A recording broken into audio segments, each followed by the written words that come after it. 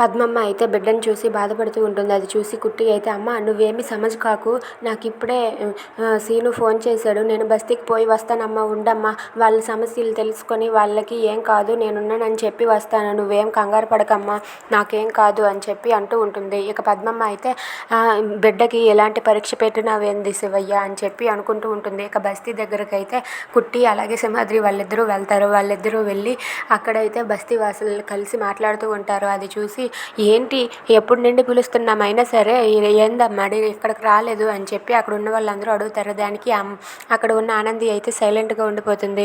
అది చూసి అక్కడ ఉన్న సీను అయితే, ఎంతవరకు రాలేదు రాలేదు అన్నారు కదా, వచ్చింది అమ్మాడి మనకంతా మంచిగా చేస్తుంది అని చెప్పి అంటూ ఉంటాడు. ఇంతలో అక్కడికి కారులో సునంద వాళ్ళ మేనేజర్ అలాగే సునంద వాళ్ళ ఆయన వాళ్ళైతే వస్తూ ఉంటారు. ఇక వాళ్ళు రావడం చూసి, అదిగో వాళ్ళు వచ్చేసారు అని చెప్పి ఒక ఆయన అంటూ ఉంటాడు. ఇక వాళ్ళైతే సునంద వాళ్ళ ఆయన అయితే ఆ బస్తీవాసుల దగ్గరికి వచ్చి ఇలా అంటూ ఉంటాడు, ఇదిగోండి ఇతను లాయర్ గారు, మీ దగ్గరికి ఎందుకు తీసుకుని వచ్చానంటే, మీరు కానీ ఈ కేసు గురించి వాదించారు అనుకోండి, మేము మీకు ఖచ్చితంగా జైలు శిక్ష పడేలా చేస్తాము, మీరందరూ కూడా జైలుకు వెళ్ళే అవకాశం ఉంది అని చెప్పి అతనైతే అంటాడు. అది విని సునంద వాళ్ళ ఆయన అయితే ఇలా అంటాడు, మీరు మర్యాదగా చెప్పినప్పుడే వినండి, మరొక వారం రోజుల్లో ఈ బస్తీని ఖాళీ చేసి వెళ్ళిపోండి, మేము ఇక్కడ ఫ్యాక్టరీలు కట్టుకోవడం ప్రారంభించాలి, మీరు కానీ ఇక్కడ ఖాళీ చేసి వెళ్ళకపోతే మర్యాదగా ఉండదు అని చెప్పి అంటాడు. అది విని కుట్టి అయితే, అది కాదు సార్, ఒకసారి రాజీ పడడం గురించి మాట్లాడుకుందాం అని చెప్పి అంటుంది.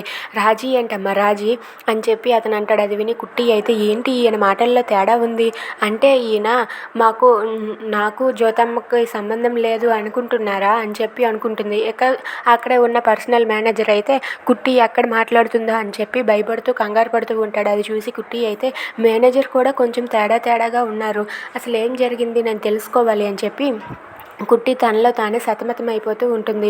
ఇక వాళ్ళైతే వార్నింగ్ ఇచ్చి అక్కడి నుండి వెళ్ళిపోతారు. ఇంతలో అక్కడ ఉన్న వాళ్ళందరూ కూడా, అమ్మ మిమ్మల్ని నమ్ముకున్నాం అమ్మ, నువ్వు మాకు అన్యాయం చేయవని తెలుసు బిడ్డ అని చెప్పి ఆనందితో అంటారు.